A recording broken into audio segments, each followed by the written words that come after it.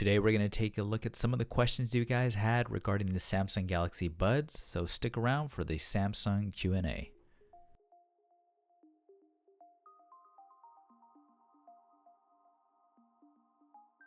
Before we start the video, I wanted to apologize to Alex for not having my hands lotion.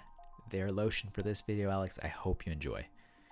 So without further ado, let's head into the first question. Crazy Heart is getting a free set of Galaxy Buds courtesy of his dad's pre-order. He wants to know if he can use the charging function on the S8 Plus. Now, if you're talking about the wireless charging function, that is something that is exclusive to the S10 line. But if you'd like to charge these things with a USB Type-C cable, you can do so because it does have a USB Type-C port in the back. Now, if you're looking for mobile charging or while on the go, you can get a little creative by taking the USB Type-C cable, plugging it up into the Galaxy Buds, and then plugging the other end into your Samsung or any other phone, and it should charge the Buds, as you can see here. Hopefully this helps you. Now the next question comes from Teresa, and she just asked if she can order the Buds instead of the whole phone. Samsung has plans to make this available to retail channels and on its own website, so keep a lookout for that. We will have links in the description once they go live. So the next question comes from NamNam, asking if they can be connected to two devices at once.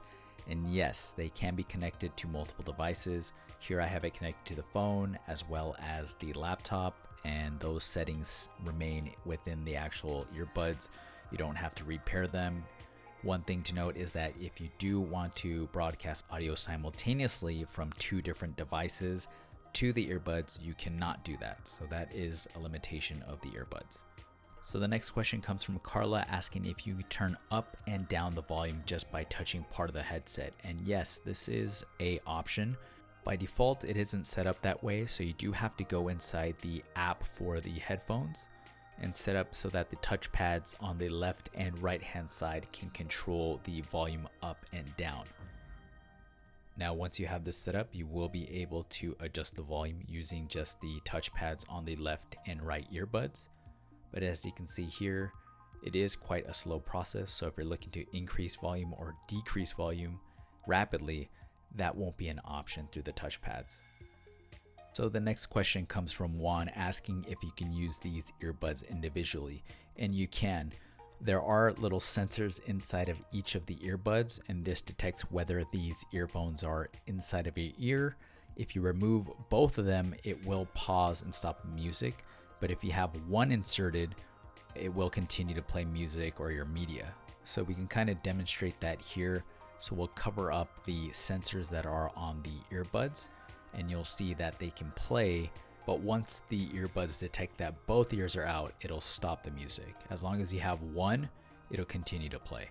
As far as the Galaxy Buds having internal storage, that is not the case. Samsung's previous earbuds, the Gear Icon X, did, but they were charging $199 for them. So you do have to expect a little bit more of a compromise considering these are priced at $70 less.